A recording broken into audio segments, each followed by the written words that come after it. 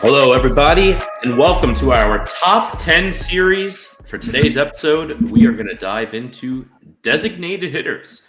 These guys who don't always grab a glove, but they always grab a bat.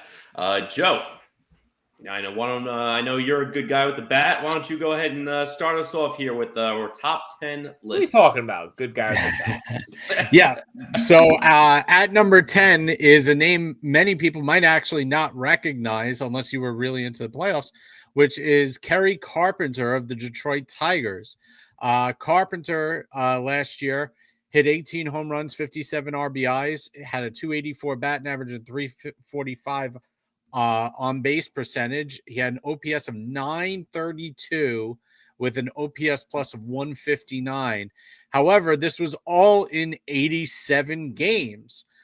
So he did not play all that much, but when he did play, he was an absolute difference maker. So he makes our list for the first time because we kind of expect him this year to kind of take that next step. The one thing about him is he kills right-handed pitching. An OPS of 994 against right-handed pitching. So Kerry Carpenter is our first name on the list at number 10. Number 9 is a name very familiar with multiple people, a former MVP, two-time batting champion, Gold Glover, and three-time Silver Slugger. That's Christian Yelich. Yelich in 73 games last year had 11 home runs, 42 RBIs with 315 batting average and a 406 on base percentage. The big reason that Yelich is not higher on this list is continued health issues now going into his age 33 season. There's no question that Yelich is one of the better players in all of baseball when he is healthy, when he is right. It looks like he's finally gotten over some of the issues that caused his decline in 2020 and 2021, but he still fights injuries to this day, and that was the reason for the abbreviated 2024. And then at the number 8 spot is the DH now for the Texas Rangers, the left-handed Jock Peterson. Again, a guy whose splits are very one-sided against right-handed pitching, similar to Kerry Carpenter.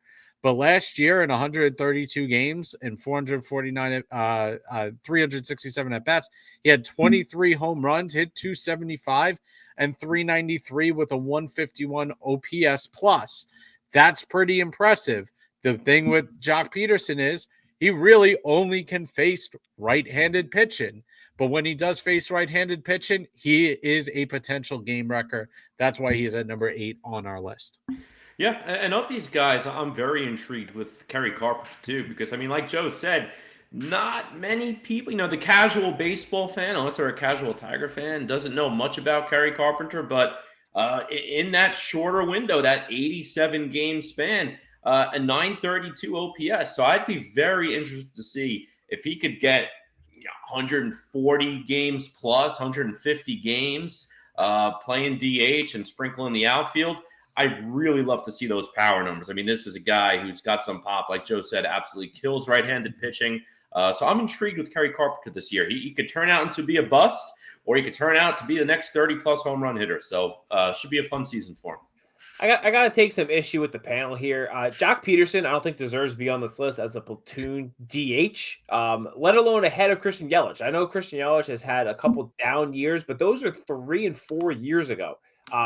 Granted, he did have some injuries last year, but when he was in the lineup, he was still good. Had over 900 OPS and over 300 at-bats, which is not a small sample size at all. If Mark Vientos did that, people would say he's the next great third baseman. Somehow Christian Yelich gets put into the 9th spot on our list here. I think he's someone who's going to continue to play well in his kind of new role as a DH mostly for the Brewers, and he really should be higher on this list.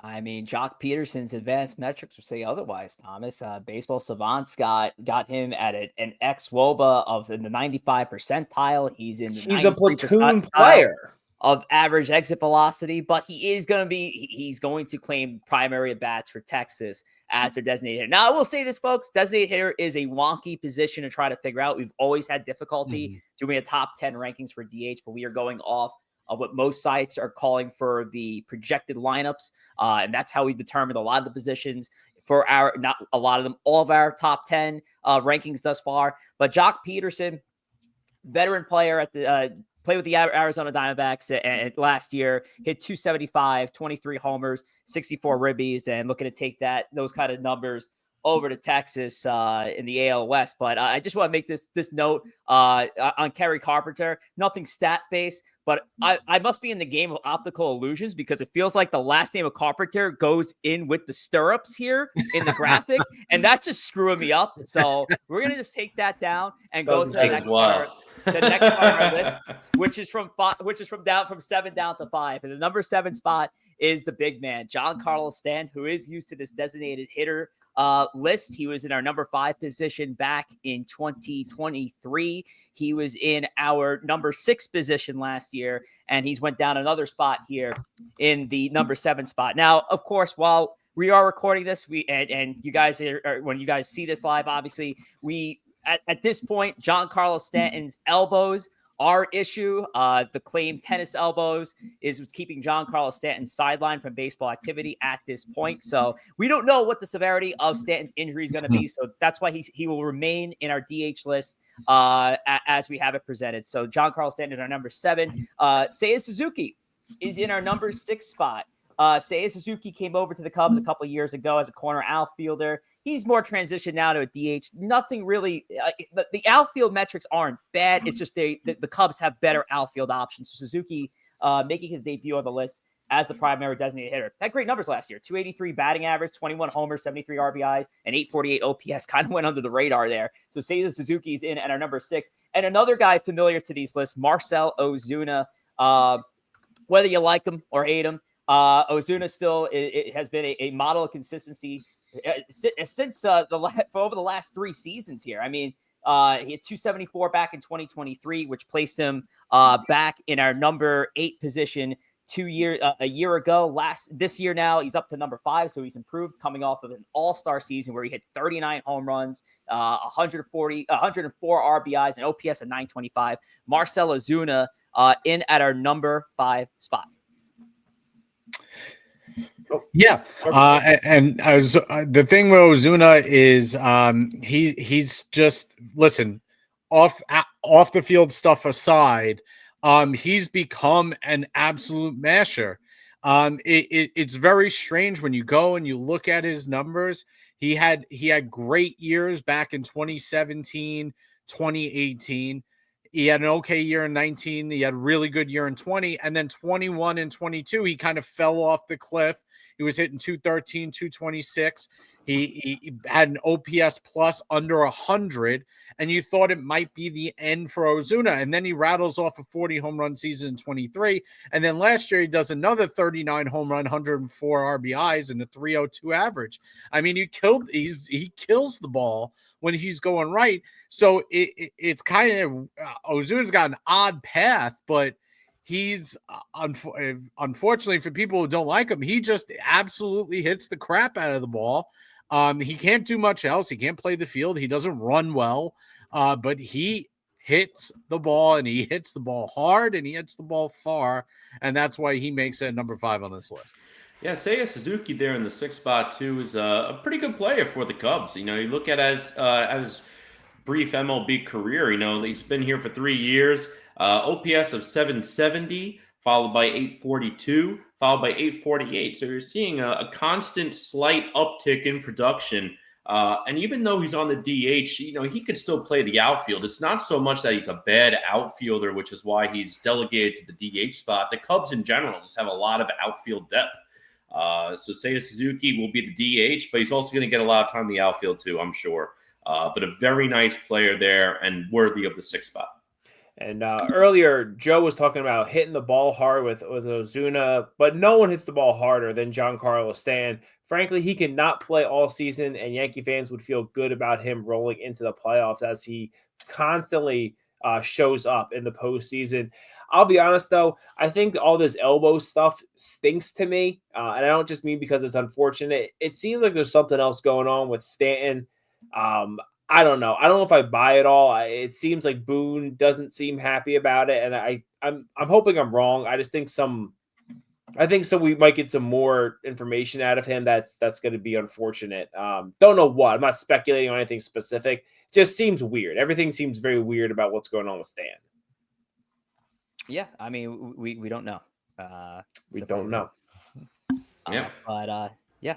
So to our next part of the list here, we have I believe this is Corey, Yeah, we got right? our 4, 3, and 2 spots on the list, and Kyle Schwarber at the number 4 spot here. I mean, Kyle Schwarber, you want to talk about a thumper, man. I mean, this guy could hit the ball 450 feet any given time at the plate, 38 home runs last year, 104 RBIs. Not the typical leadoff hitter, too. You wouldn't think of Kyle Schwarber leadoff. He does it all the time for the Phillies also.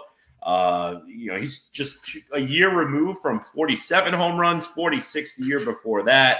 The guy strikes out a lot, but he also walks a lot. So it's a very interesting combination for Kyle Schwarber. But again, the guy is a pure power hitter and well deserving of that 4th spot. Brent Rooker, guy really came on last year for the formerly Oakland Athletics, now the Sacramento A's, or whatever you want to call them. They don't even have an affiliation right now. 39 home runs last year, 112 RBIs for the Athletics. Really nice year for Brent Rooker, and we'll see if he can keep up that production going into 2025. We all think so, and that's why we give him that 3rd spot on the list. And Yordan Alvarez, the number 2 spot. This was actually my pick for AL MVP when we did our prediction segment last year. And even though he didn't get it, more so just because of the competition and Aaron Judge doing Aaron Judge things.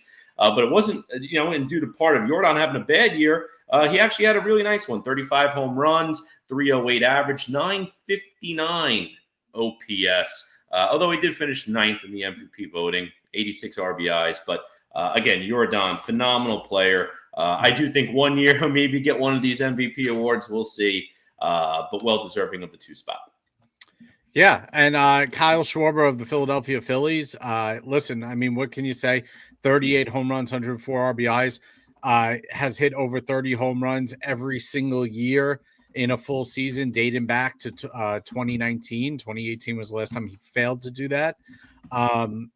46 home runs, 47 home runs, 38 home runs.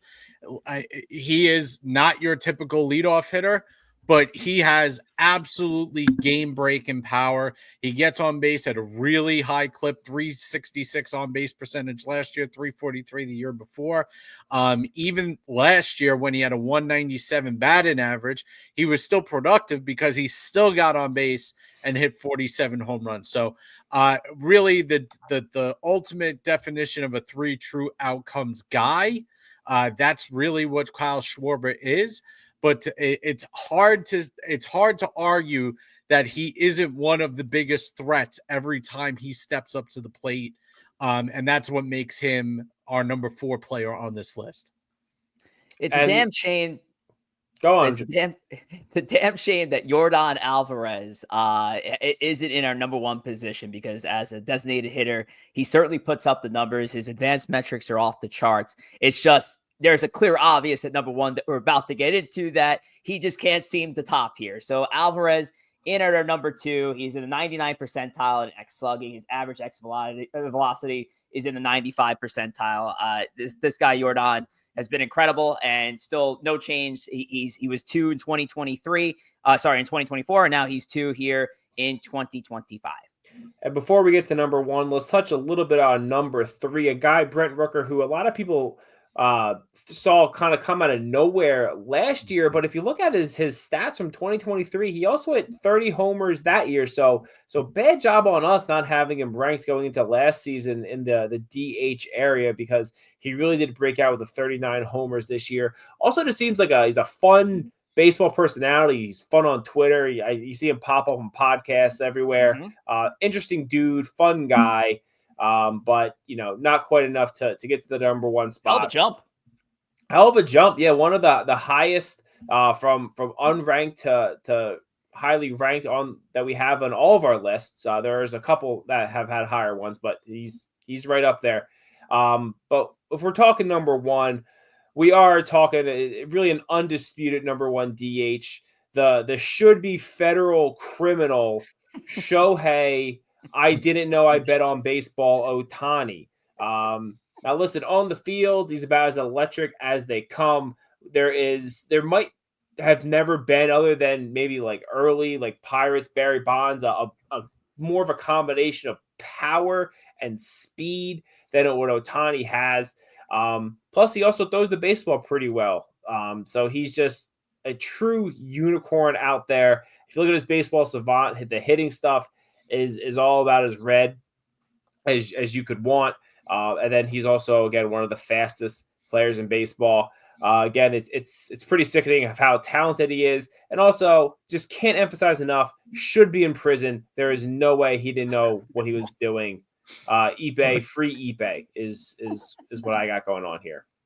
And I'll just make this note before we throw it over to Joe and Corey for the wrap.